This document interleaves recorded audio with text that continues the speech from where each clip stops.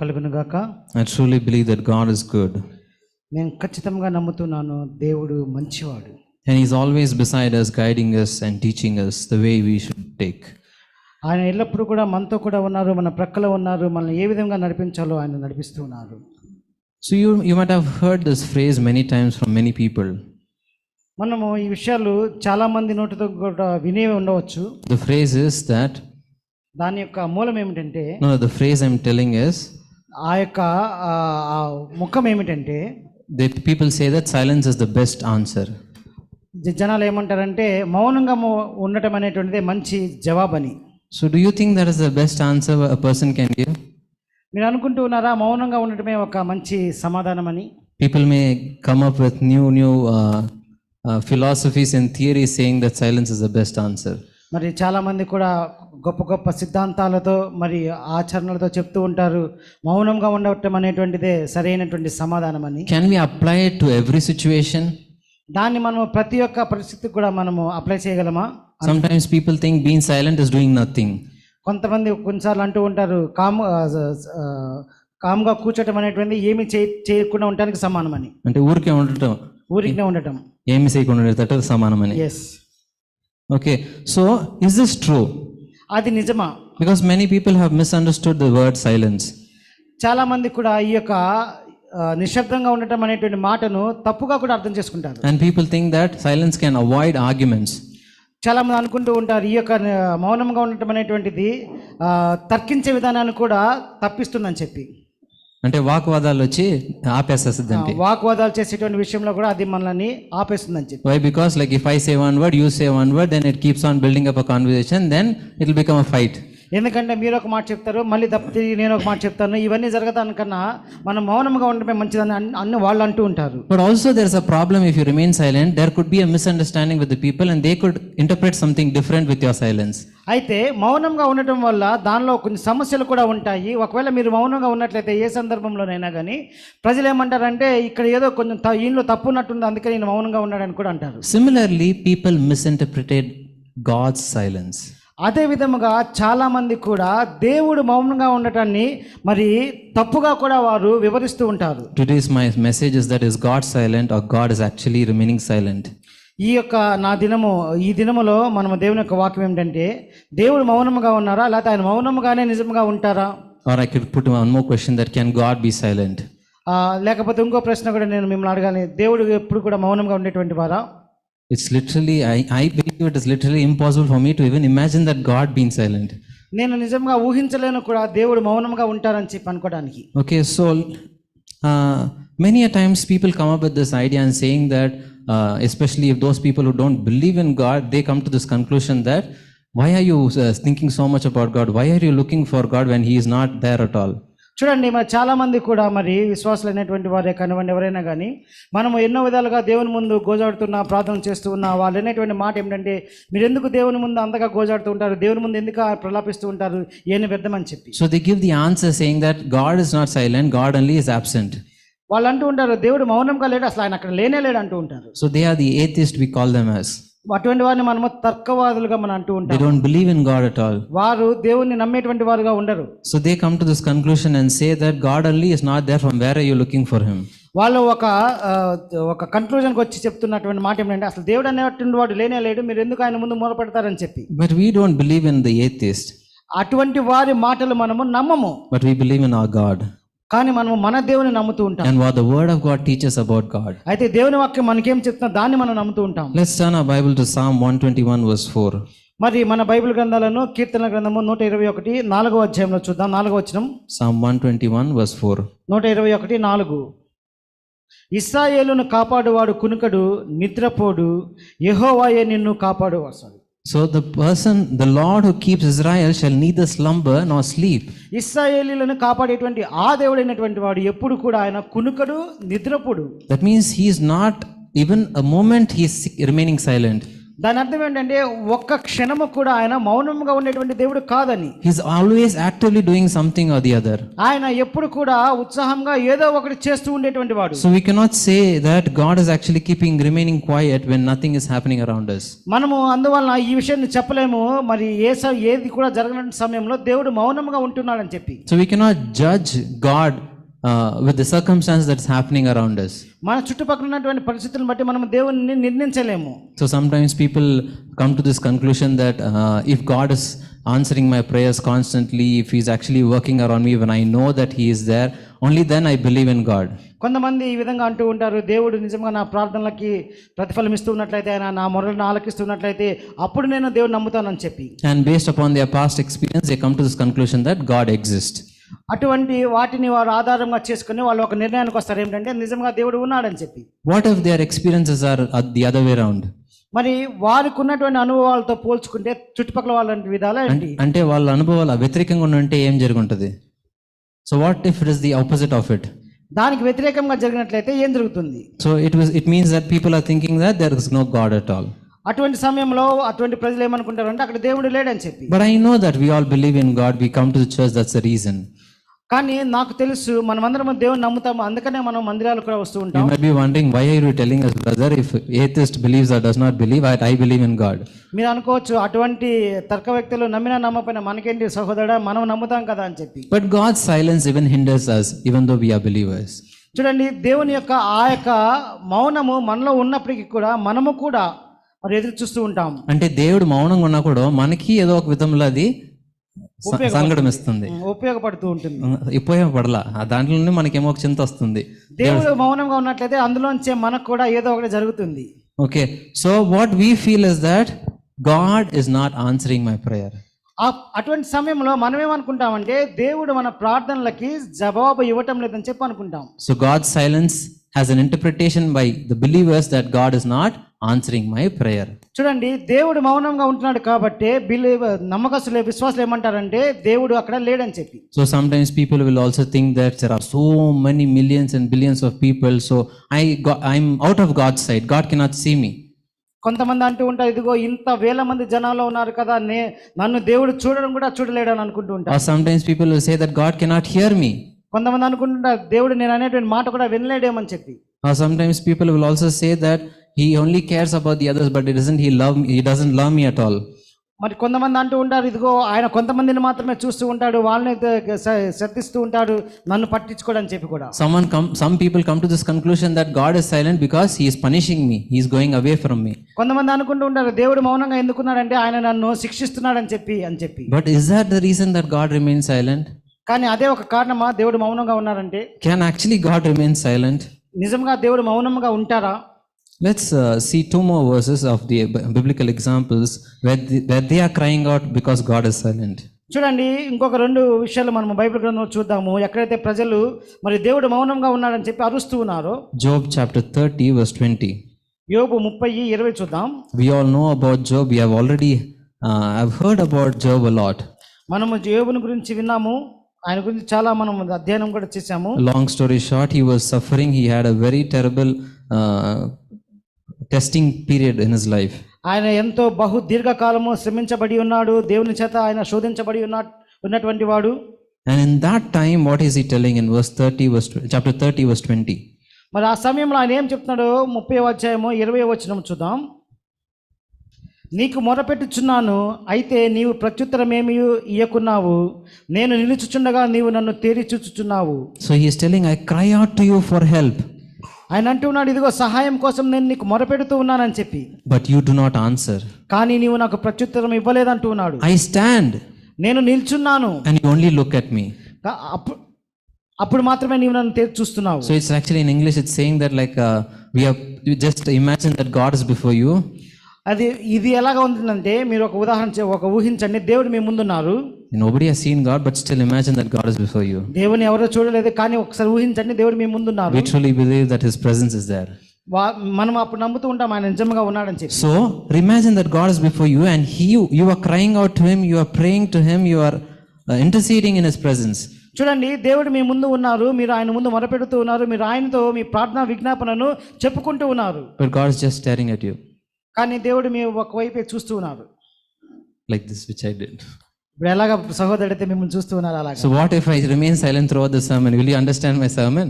ఈ యొక్క సమయంలో నేను పూర్తిగా మౌనముగా ఉన్నట్లయితే మీకేం అర్థమవుతుంది?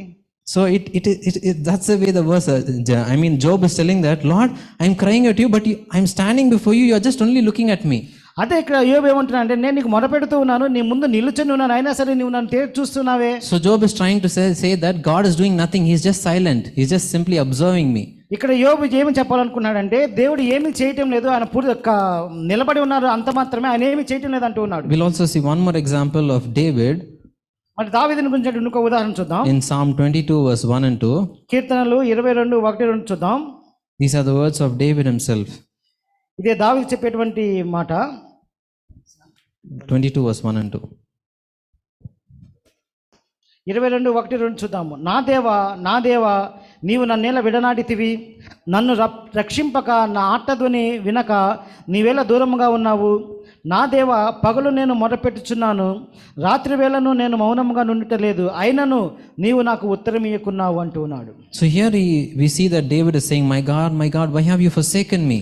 ఇక్కడ దావీదు అంటున్నాడు, నా దేవా నీవు నన్ను ఎలా చేయవిడి, why are you so far away from saving me? ఎందుకు నీవు నన్ను రక్షింపకుండా చాలా దూరంగా ఉన్నావు అంటున్నాడు. And oh God, I cry day by day, similar to Job, even he is crying day after day. చూడండి, అక్కడ జోబు లాగానే ఇక్కడ కూడా ఆయన అంటూ ఉన్నారు, ఇదిగో ఏ విధంగా అయితే ఆయన ప్రతి దినము రోజు మొరపెడుతూ ఉన్నాడు, ఆ విధంగా ఈయన కూడా మొరపెడుతున్నాడు. But God is not answering him. అయినా సరే దేవుడు ఆయనకి ప్రతిఫలం ఇవ్వటం లేదు. And so he is also in this status and he is actually crying out to God. అయితే ఇతను కూడా అదే స్థానంలో ఉన్నాడు, అలాగే దేవునికి మొరపెడుతూ ఉన్నాడు. We know both the people are very great examples in the Bible. మీకు తెలుసు ఈ ఇద్దరు కూడా చాలా గొప్ప ఉదాహరణలు మన బైబిల్ గ్రంథంలో. I'm not just picking up some random person and telling that he was crying out to God, saying that God is silent. నేను ఎవరినో ఒక వ్యక్తిని తీసుకుని బైబిల్ గ్రంథంలో నుంచి ఆయన గురించి రెండు మాటలు చెప్పడం లేదు, ఆయన మొరపెడితే దేవుడు వినలేదని చెప్పడం లేదు. If David himself is telling that God is silent and he's crying out to him, మరి దావీదు తానే దేవుడు మరి మొరపెట్టినా సరే మౌనముగా ఉంటాడని చెప్తున్నట్లయితే, it is not wrong when we also feel in such a manner. అయితే మనము కూడా ఆ విధంగా అనుకోవటంలో తప్పేమీ లేదు. Sometimes we may also be placed in such a situation or circumstances where we feel that God is silent. చూడండి, కొన్నిసార్లు మనం కూడా అటువంటి పరిస్థితుల్లో అక్కడక్కడ నిలబడిపోయి ఉంటాము, దేవుడు మౌనంగా ఉన్నారా అని చెప్పి అనుకుంటాం. So what could be our response to God's silence? మన యొక్క బాధ్యత ఏమిటి దేవుడు మౌనంగా ఉన్నప్పుడు? What should we respond? How should we respond to this మనం ఏ silence? విధంగా దానికి మరి ప్రతిచర్య చేయాలి? There could be a lot of reasons. ఎన్నో కారణాలు ఉండొచ్చేమో. But I think only one reason we'll look for the day. అయితే ఈ దినం ఒక కారణాన్ని మనం చూద్దాం. So firstly, మొదటిగా waiting is the best answer for our questions. దేవునిలో వేచి ఉండటం అనేటువంటిది ఉత్తమమైనటువంటి విధానము. We may have a lot of questions in our mind running. మన మనసులో ఎన్నో ప్రశ్నలు ఉద్భవిస్తూ ఉండొచ్చేమో. We may be thinking that God has forgotten me, God is far away from me, God does not know me. మనం అనుకోవచ్చు దేవుడు నన్ను మర్చిపోయాడేమో, దేవుడు నా గురించి ఆలోచించడం లేదు, ఆయనకు అసలు నేను తెలుసో లేదో అనుకోవచ్చు. God does not love me or God does not take care of me. దేవుడు నన్ను ప్రేమించడు, అసలు ఆయన నా గురించి శ్రద్ధ వహించరు. But then still God is asking us to wait upon him. కానీ అప్పుడు కూడా దేవుడు మనం ఒక మాట అడుగుతున్నారు, మీరు నా యందు వేచి ఉండండి అని చెప్పి. Many a times I'm not trying to say that waiting upon God is not like having a blind kind of a faith. చూడండి, మరి నేను దేవునిలో వేచి ఉండటం అనేటువంటిది ఒక గుడ్డి విశ్వాసంగా నేను చెప్పడం లేదు, కానీ there is a great difference between having faith and blind faith. మరి విశ్వాసం కలిగి ఉండము, గుడ్డిగా విశ్వసించడం అనేటువంటి దానిలో చాలా వ్యత్యాసం ఉందండి. Faith, you know that God is able to do it and he will surely do it. విశ్వాసం అంటే మీకు ఖచ్చితంగా తెలుసుంటుంది దేవుడు దీన్ని చేస్తాడు, ఆయన ఖచ్చితంగా చేసి తీరుతాడని. Blind faith is like trusting a stranger. మరి గుడ్డి విశ్వాసం అంటే ఏదో నమ్మకంగా వెళ్ళిపోతూ ఉంటాం. Trusting a stranger. ఒక దారి తెలియనటువంటి వ్యక్తి వెళ్ళేటువంటి మార్గం ఎలా ఉంటుంది? It's not so easy to trust that person, right? అటువంటి వారిని మనం పూర్తిగా నమ్మలేమండి. Sometimes you trust that person, they can steal some things of yours and go. కొన్నిసార్లు ఒకవేళ మనం వారిని నమ్మినట్లయితే, వారి మీద విశ్వాసం ఉంచినట్లయితే వారు ఏదో ఒకటి దొంగిలించుకొని పారిపోతారు. In such cases we blindly trust sometimes some strangers. మరి అటువంటి విషయాల్లో కొన్నిసార్లు మనం అటువంటి వ్యక్తుల్ని మనం నమ్ముతూ ఉంటాం. Because of our situation we have to depend on others also. ఎందుకంటే అటువంటి పరిస్థితులను బట్టి అటువంటి వారిపైన మనం ఆధారపడాల్సి వస్తుంది. But then here I'm trying to say is that, కానీ ఇక్కడ నేను ఏ విషయం చెప్పాలనుకున్నానంటే, what about God? దేవుని గురించినటువంటి మాట. How are we to wait upon God? మనం ఏ విధంగా దేవునిలో ఉండాలి? Before answering that question, దానికి సమాధానం కన్నా ముందు, many a times it's really difficult for people to wait actually. చాలా సార్లు జనాలకి దేవునిలో వేచి ఉండటం అనేటువంటి చాలా అంటే వేచి ఉండడమే కష్టమైన పని. వేచి ఉండటం అనేటువంటి కష్టమైన పని. ఆ పని నాకు చాలా కష్టము. అది మరి సహోదరుడికి చాలా కష్టం అంట. Okay, it's really difficult for me.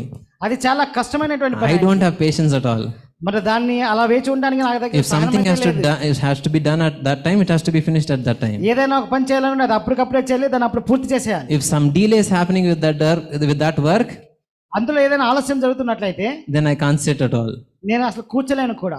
Okay, so it is like many a times when I stand in a queue also, మరి ఎన్నోసార్లు నేను లైన్లో నిలబడినప్పుడు కూడా, like especially if you are going into a ticket counter in a railway station, మరి railway station లో ticket counter లో నిలబడినప్పుడు sometimes I'll find for which queue is very shortest so that I can quickly finish off the line. కొన్నిసార్లు ఏ line చిన్నగా ఉందో అక్కడికి వెళ్ళి నేను నిలబడబడుతుంటాను. But unfortunately sometimes even if two people are there, that line gets more delayed. మరి కొన్నిసార్లు ఎలా జరుగుతుందంటే ఇద్దరు ఉన్నా సరే ఆ లైన్ లో ఎక్కువ ఆలస్యం కూడా జరుగుతూ ఉండొచ్చు. Not only there, even in tolls also. మరి అలాగే కాదు, టోల్స్ మనం రహదారి మార్గంలో కూడా టోల్స్ ఉంటే there also what happens, I keep looking which line is small. అక్కడ కూడా నేను ముందుకు వెళ్ళడానికి ఏ లైన్ చిన్నగా ఉందో చూస్తూ ఉంటాను. Sometimes one line will have 4-5 cars. కొన్నిసార్లు ఒక్కొక్క లైన్ లో 5-6 కార్లు ఉంటాయి. One line will have only one lorry.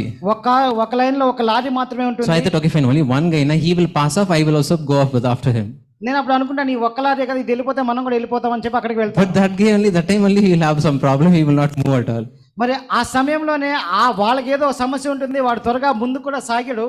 I think those experiences were for me so that I could actually get myself trained to be waiting upon the Lord. అటువంటి అనుభవాలు నన్ను నేను తర్ఫీదు చేసుకోవడానికి మరి ఒక ఉపయోగకరంగా ఉన్నాయి Because కూడా. so simple, so small things that is happening in our life, there also if you are not able to wait. చూడండి, కొన్ని విషయాల్లో కొన్ని సందర్భాల్లో చిన్న విషయాల్లో మనము వేచి ఉండడానికి కూడా ఇష్టపడం. There are much more greater things that God is expecting us to wait for.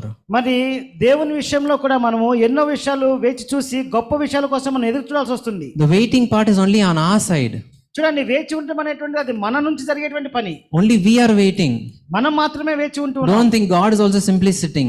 మీరు అనుకోవద్దు దేవుడు కూడా ఊరిన కూర్చొని ఉన్నారని. But he is working in the background. కానీ ఆయన మన వెనక పనులు చేసేటువంటి వారుగా ఉన్నారు. That's the way I would like to give you already know the examples, but I would like to give one example of Abraham.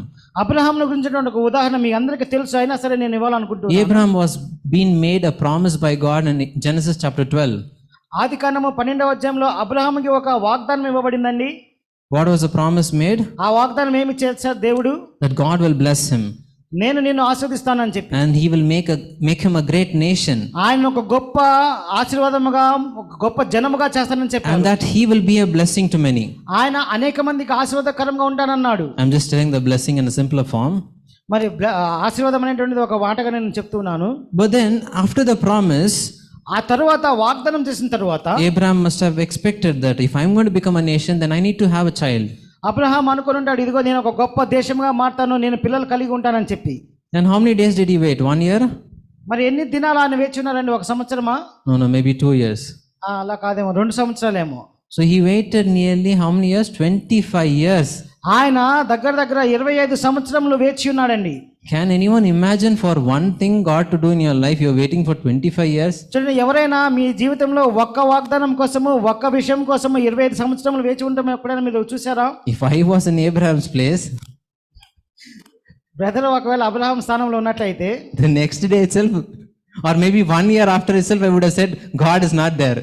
ఒక రోజు తర్వాత లేకపోతే ఒక సంవత్సరం తర్వాత నేను ఇలా చెప్పేవాడినేమో, దేవుడు అసలు ఆయన లేనే లేడు. What is this? He promised me, it took 365 days, still he is not turned up. చూడండి, సో నాకు వాగ్దానం చేసి 365 రోజులు అయ్యింది, ఇప్పటి వరకు కూడా ఆయన మళ్ళీ నా వైపు తిరిగి చూడలేదు. That's the reason I was not born at that time. అందుకని నేను ఆ రోజులో పుట్టలేదు అనుకుంటా. So I believe that Abraham was so much patient. నేను అనుకుంటున్నాను అబ్రహాము చాలా శాంతపరుడు అని చెప్పి. And Abraham actually believed immediately as soon as God gave the promise. దేవుడు ఎప్పుడైతే ఆయనకి వాగ్దానం ఇచ్చాడో వెంటనే అబ్రహాము దానిని నమ్మి ఉన్నాడు. Yes, he also at time had a confusion. ఆ సమయంలో అతను కూడా ఒక కన్ఫ్యూజన్ లో ఉన్నారండి, whether God will delay it. మరి దేవుడు దీన్ని ఆలస్యం చేస్తారా? But in Genesis chapter 15, God is actually making a covenant with Abraham. అయితే ఆదికాండము 15వ అధ్యాయంలో దేవుడు అతనితో ఒక నిబంధన చేసుకుంటూ ఉన్నారు. And the covenant is really powerful. ఆ యొక్క నిబంధన చాలా శక్తివంతమైనటువంటి. It's not just like telling promise and then forgetting about the promise. అయితే ఆ వాగ్దానంలో దేవుడు ఇదిగో ఆయనకి ఏదో వాగ్దానం చేసి వెళ్ళిపోవటమో లేదా మర్చిపోవటమో దాని గురించి. That happens only with mankind. అది మనుషులతో మాత్రమే జరుగుతుందండి. They say, promise, God promise, brother, I will do it, I'll do it. And they'll say, sorry, I forgot it. వాళ్ళు అంటూ ఉంటారు, వాగ్దానం చేస్తారు, యా దేవుని మీద ఒట్టేసి చెప్తున్నాను అంటారు, మళ్ళీ తర్వాత మర్చిపోతూ ఉంటారు. But then it's not that case when God is making a promise. He's making a covenant with Abraham. అయితే దేవుడు అబ్రహాంతో చేసేటువంటి ఆ యొక్క వాగ్దానంలో ఆయన ఒక నిబంధన కూడా And చేసుకుంటున్నాడు. because of this covenant, Abraham's faith is increased. ఆ యొక్క నిబంధన వల్ల అబ్రహాం యొక్క విశ్వాసం అక్కడ పెరుగుతూ ఉంది చూడండి. Now he can trust more upon God. ఇప్పుడు దేవుని ఆయన ఇంకా ఎక్కువగా He విశ్వసిస్తున్నాడు. knows for sure God will do it. ఆయన అనుకున్నాడు తప్పకుండా దేవుడు ఈ వాగ్దానం నెరవేరుస్తారని చెప్పి. He knows that God is not going to waver from his promise. He will keep his promise. ఇదిగో ఆయన అనుకుంటున్నాడు, ఇదిగో దేవుడు ఆయన యొక్క వాగ్దానాన్ని నుంచి దూరం తప్పిపోయి ఆయన ఖచ్చితంగా ఆ వాగ్దానం నెరవేర్చేటువంటి వాడుగా But ఉన్నాడని we know తెలుసుకున్నాడు. Hagar was in a hurry. But అయితే ఆయన హాగర్ని మరి ఒక అవసరంలో ఉన్నది. అవసరంలో ఉన్నటువంటి హాగర్ని ఆయన తీసుకున్నాడు. Okay, I think maybe she didn't have the same faith that Abraham had. అయితే అబ్రహాముకు ఉన్నటువంటి విశ్వాసము హాగర్కు ఉండకపోవచ్చేమో. And that's the reason actually we also know that Ishmael was born. అదే ఒక కారణం మనందరికీ తెలుసు, ఇష్మాయేలు జన్మ. And Abraham thought maybe this was the promised son. Abraham అనుకున్నాడు, ఇగో ఇతనే నా వాగ్దాన పుత్రుడు అనుకొని. But God said, no, that's not the one. కానీ అప్పుడు అంటున్నాడు దేవుడు, ఇతను కాదు నీ వాగ్దాన పుత్రుడు, వేరేవాడు. The one that I promised will be through Sarah. ఇగో నేను నీకు వాగ్దానం చేసినటువంటి వాడు నీ భార్య అయిన శారా నుంచే వస్తాడని చెప్పాడు. And it took 25 years. దానికి ఆయన 25 సంవత్సరంలో వెయిట్ చేస్తూ ఉన్నాడు. Not only with Abraham, కేవలం అబ్రహాం మాత్రమే కాదు, but we also see in the life of Joseph. యోసేపు జీవితంలో కూడా మనం చూస్తామండి. Joseph was sold into slavery at the age of 17. 17 సంవత్సరముల సమయంలో యోసేపుని ఒక బానిసగా అమ్మబడ్డాడు. And his brothers were hating him. ఆయన అన్నదమ్ములు ఆయనని అసహించుకునేటువంటి వారు. Probably much younger, maybe 15 or 14 years old, he had the vision and the dream that God gave him. చూడండి, చాలా చిన్న వయసులో అంటే 15-14 సంవత్సరంలోనే దేవుడు ఆయనకు ఒక స్వప్నాన్ని ఇచ్చారు. And that vision told that many people are going to bow down to him. ఆ యొక్క స్వప్నంలో దర్శనంలో దేవుడు ఆయనకు చెప్పినటువంటి మాట ఏమిటంటే, నీ ముందు చాలా మంది మరి తలలు వంచుతారని చెప్పి. That means God is going to take him to a very high position. దాని అర్థం ఏమిటంటే దేవుడు అతనిని చాలా ఉన్నతమైన స్థానానికి తీసుకెళ్తున్నాడు. Especially it was talking about his own family members would be bowing down to him. అయితే ప్రాముఖ్యంగా తన యొక్క కుటుంబ సభ్యుల విషయంలో దేవుడు చెప్తున్నాడు, వారే నీ ముందు తల వంచుతారని. But when did he come to that high position? కానీ ఎప్పుడు ఆయన ఆ దర్శనానికి అనుకూలమైనటువంటి జీవితానికి వచ్చి కూర్చున్నాడు? When he was at the age of 30. ఎప్పుడైతే ఆయనకి 30 సంవత్సరాలు వచ్చిందో ఆ సమయంలో. It means it took nearly 13 years for that promise to be fulfilled. దాని అర్థం ఏంటంటే 13 సంవత్సరంలో అతను వేచున్నాడు, ఆ వాగ్దానం నెరవేర్చడానికి అంత సమయం పట్టింది. He never gave up on any of the things that he was doing. ఆయన చేసేటువంటి పనిలో ఎప్పుడు కూడా తనను తాను దేవుని విషయంలో వదిలిపెట్టుకోలేదు. He lived a righteous life. ఆయన నీతిమంతుడిగా ఉన్నాడు. He held on to the word of God. దేవుని వాక్యానికి లోబడ్డాడు. And even there were chances for him to commit sin, but still he did not do it. మరి పాపంలో పడిపోవడానికి అవకాశం ఉన్నప్పటికీ కూడా ఆయన దాన్ని చేయలేదు. And likewise we also see in the life of David. అదే విధంగా దావీదు జీవితంలో కూడా మనం చూస్తామండి. David also was anointed to be a king at a very young age. దావీదు కూడా రాజు కావడానికి మరి అభిషేకించబడినటువంటి వయసు చాలా చిన్న వయసులో. In general, when a person is anointed to be a king, he will be the king next. మరి చూడండి, సామాన్యంగా ఒక వ్యక్తి సరైనటువంటి వయసులో అభిషేకించబడితే అతనే రాజు అవుతాడు. So if he's anointed, he has to be the king. అభిషేకించబడ్డాడంటే రాజు అయిపోతాడు. But what must have been David thinking? మరి ఇక్కడ దావీదు ఏమనుకుంటూ ఉన్నాడు? So David did not have any idea that he was anointed, but he just went back to his shepherding work. చూడండి, ఇక్కడ దావీదు అభిషేకించబడ్డాడు, తర్వాత ఆయనకి ఏమీ తెలియదు దాని గురించి, మళ్ళీ గొర్రెలు కాచుకోవడానికి వెళ్ళిపోయాడు. He just simply thought, okay fine, yes, they are anointing me, let them anoint me. ఆయన అనుకున్నాడు, ఇదిగో వాళ్ళు ఏదో నన్ను అభిషేకిస్తారు కదా, సరే అభిషేకించుకుందాము, వెళ్ళిపోదామని చెప్పి. He was a very young boy. ఎందుకంటే ఆయన చాలా చిన్న వయసులో ఉన్నాడు. But actually it took nearly 15 years for him to become a king. కానీ ఆ తరువాత రాజుగా ఆయన అభిషేకించబడినటువంటి తర్వాత రాజు కావడానికి 15 సంవత్సరాల కాలం. During this 15-year period, it was not like a bed of roses. చూడండి, ఈ 15 సంవత్సరంలో కూడా ఆయనకి పూల పానుపులాగా లేదండి. Because Saul was already made king. ఎందుకంటే సౌలు ఆయన కన్నా ముందే రాజుగా ఉన్నాడు. Now Saul will not remain comfortable because God has anointed David. He is going to be the king. ఇప్పుడు దావీదును అభిషేకించిన తర్వాత సౌలు కాముగా కూర్చోలేడు, ఎందుకంటే రాబోయే రాజు అతను కాబట్టి. Saul tried several times to kill David. అయితే సౌలు ఆ సమయంలో దావీదును చంపాలని ఎన్నోసార్లు ప్రయత్నం చేశాడు. There could be any moment that David could have been killed. ఏదో ఒక సమయంలో ఖచ్చితంగా దావీదు చచ్చిపోయి ఉండాల్సినటువంటి వాడు. But God did not forget his promise. కానీ దేవుడు ఆయన చేసిన వాగ్దానాన్ని మర్చిపోలేదు. God kept his promise. దేవుడు ఆయన చేసిన వాగ్దానాన్ని దాస్తూ ఉన్నాడు. Even though it took 15 long years. 15 సంవత్సరముల కాలము తీసుకున్నప్పటికీ కూడా David became the king. దావీదు రాజయ్యాడు. And in the history of the kings, మరి రాజుల చరిత్రలో మనం చూసినట్లయితే There was no king like David. దావీదు లాంటి రాజు మరి ఒకడు లేడు. Why? Because God had prepared him for that position. ఎందుకంటే దేవుడే ఆ స్థానాన్ని ఆయన కోసం సిద్ధం చేశారు కాబట్టి. So that was the life of the people in the Bible. ఇటువంటి జీవితాలు బైబిల్ గ్రంథంలో మనం చూడగలము. So what is the problem in our life? మన జీవితంలో ఉన్న సమస్యలు ఏమిటి? Why are we not able to tolerate the silence of God? ఎందుకు మనము దేవుని యొక్క మౌనాన్ని భరించలేకపోతున్నాం? Because many a times we feel that the problems that we face in our life, ఎందుకంటే మనము అనుభవించేటువంటి ఆ బాధల వల్ల we begin to interpret in a wrong way. ఆ యొక్క మౌనాన్ని మన సొంత భాషలో దాన్ని తర్జుమా చేసుకుంటాం. We perceive them in a wrong way. మనము దాన్ని వేరే విధంగా అనుసరిస్తూ ఉంటాం. And that's the reason we are not able to believe and trust in the promise of God. అదే ఒక కారణము మనము దేవుని చేసినటువంటి వాగ్దానాలను నమ్మలేకపోవడానికి. So when we are not able to trust in the promise of God, ఎప్పుడైతే మనము దేవుని వాగ్దానాలను నమ్మలేని స్థితిలో ఉంటామో, we feel that God is not answering our prayer. మనం అనుకుంటున్నా దేవుడు మా ప్రార్థనకు జవాబు ఇవ్వటం లేదని, God is not hearing my prayer at all. దేవుడు నా ప్రార్థనలో వినటం లేదని చెప్పి, God does not know my pain. దేవుడు నా యొక్క నొప్పిని తెలియలేదని చెప్పి. But that's not the case. కానీ అది విషయం కాదండి. People may be thinking like that. ప్రజలు ఆ విధంగా అనుకోవచ్చేమో. Only reason because you are misunderstanding it. ఎందుకంటే దాన్ని మీరు తప్పుగా అర్థం చేసుకుంటున్నారు కాబట్టి. You are understanding it in a wrong way. మీరు దాన్ని తప్పుగా అర్థం చేసుకున్నటువంటి విషయం. God's promise never fails. దేవుని యొక్క వాగ్దానం ఎప్పుడు కూడా తప్పిపోదండి. If God promises, ఒకవేళ దేవుడు మీకు వాగ్దానం చేసినట్లయితే, He will surely do it. ఆయన ఖచ్చితంగా దాన్ని నెరవేర్చేటువంటి వాడై ఉన్నాడు. Sometimes we may feel ourselves with the promise of God like a person who is suffering from cold or fever. కొన్నిసార్లు మనం అనుకుంటున్న దేవుడి ఇచ్చేటువంటి వాగ్దానాలను చూసి ఎవరైనా ఒక వ్యక్తి జలుబుతోనో లేకపోతే దగ్గుతోనో బాధపడేటువంటి వాడిగా ఉన్నప్పుడు. Why do I say like that? ఎందుకు అలా అనుకుంటామంటే, when a person is suffering from cold, ఒక వ్యక్తి జలుబు నుంచి బాధపడుతున్నట్లయితే you lose your senses of smell. ఆయన తన వాసన కానివ్వండి, తనకున్నటువంటి జ్ఞానాన్ని కానివ్వండి ఒక్కసారి కోల్పోతారు. Only smell I'm talking about. ఆ యొక్క వాసన చూసేటువంటి ఆ స్పర్శను కోల్పోతారు. How much ever you smell, you will not feel what smell it is. You cannot differentiate between the smells. మీరు ఎంతగా దాని వాసన చూసినా సరే దాని ఖచ్చితమైనటువంటి వాసన మీరు పసిగట్టలేరు. వేరే వాసన మీకు వస్తుంది. There are doctors also here. I think they know that. మరి ఇక్కడ మన మధ్య డాక్టర్లు కూడా ఉన్నారు, వాళ్ళకి తెలుసు అనుకుంటే. And when you have fever, ఎప్పుడైతే మీకు జ్వరం వస్తుందో, you cannot taste anything. మీకు ఏది కూడా రుచించదు. Everything seems one taste. అన్నీ కూడా ఒకే రుచిని ఇస్తూ ఉంటాయి. Whether it is sour, sweet, అది ఉప్పైనా సరే, అది తీపైనా సరే, hot or spicy, మరి వేడిగా ఉన్నా కారంగా ఉన్నా, everything has one taste. అన్నీ కూడా ఒకే రుచినిస్తాయి. Like that only sometimes we also feel. కొన్నిసార్లు మనం కూడా ఆ విధంగానే ఫీల్ అవుతూ ఉంటాం. Because of the circumstances, మనకున్నటువంటి పరిస్థితుల వల్ల కానివ్వండి, we are not able to smell God.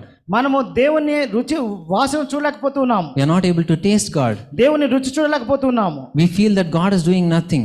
మనం అనుకుంటున్న దేవుడు ఏమీ చేయటం లేదని చెప్పి. We feel that God is silent. మనం అనుకుంటున్న దేవుడు మౌనంగా ఉన్నాడని చెప్పి. But what these people did in the Bible? కానీ బైబిల్ గ్రంథంలో ప్రజలు ఏం చేశారో చూద్దాం. We saw Abraham. అబ్రహామును చూసాం. We saw Joseph. జోసెఫ్ను చూసాం. We saw David. దావీదును చూసాం. They all waited upon the promise of God. వాళ్ళందరూ కూడా దేవుని యొక్క వాగ్దానాల కోసం ఎదురు చూశారండి. They knew that God will fulfill the promise. వాళ్ళకి తెలుసు దేవుడు ఆ యొక్క వాగ్దానాలను పరిపూర్ణం చేస్తారని. Yes, we also know that God has a lot of promises in our life. మనకు అందరికీ తెలుసు దేవుడు మన జీవితంలో కూడా ఎన్నో వాగ్దానాలు చేశారని చెప్పి. And don't think that he is silent. మీరు అనుకోవద్దు ఆయన మౌనంగా ఎందుకుంటున్నారని. Just don't come to the conclusion based upon the circumstances that's happening around you. మీ మధ్య జరిగేటువంటి పరిస్థితులను బట్టి మీరు ఒక నిర్ణయానికి రావద్దండి. Why? Because if God has promised, it will take you a transformation. ఎందుకంటే దేవుడు మీకు వాగ్దానం చేస్తే ఖచ్చితంగా ఆ మార్పులోని కానీ మిమ్మల్ని నడిపిస్తారు. The transformation is not going to be small. ఆ యొక్క మార్పు అనేటువంటిది చిన్నగా ఉండదండి. It's going to be huge. అది చాలా పెద్దది. How we see Abraham had no children. ఎలాగ మనం అబ్రహాం జీవితంలో చూసామో, ఆయనకి పిల్లలు లేనటువంటి సమయంలో, but he became a great nation. కానీ ఆయన గొప్ప జనముగా మార్చబడ్డాడు. Like Joseph was sold into slavery. He was a slave. చూడండి మరి ఏ విధంగా యోసేపు ఒక బానిసగా అమ్మబడ్డాడు. He was taken into a position next to Pharaoh. మరి ఆయనను దేవుడు ఎంతగా అభివృద్ధి చేశాడంటే ఫరోకి తర్వాత స్థానాన్ని ఇచ్చాడు. David was just an ordinary shepherd. దావీదు కూడా ఒక సామాన్యమైనటువంటి గొర్రెల కాపరిగా ఉన్నాడు. But when the transformation took place, అయితే ఎప్పుడైతే ఆ యొక్క జీవితం మారిపోయిందో, God took him to become a king. దేవుడు ఆయన ఒక రాజుగా నిలబెట్టాడండి. That's the way we need to believe in. ఆ విధంగా మనం కూడా దేవుని నమ్మాలి. Let's not misinterpret the silence of God. దేవుని యొక్క మౌనాన్ని మనకి ఇష్టం వచ్చినట్లుగా మనము దాన్ని ప్రకటించకూడదు. Let's be careful about the lie of the devil. దెయ్యం యొక్క అబద్ధాల విషయంలో మనం చాలా జాగ్రత్తగా ఉండాలండి. He wants us to confuse and say that God is silent, He has forgotten you, He does not love you, He does not like you.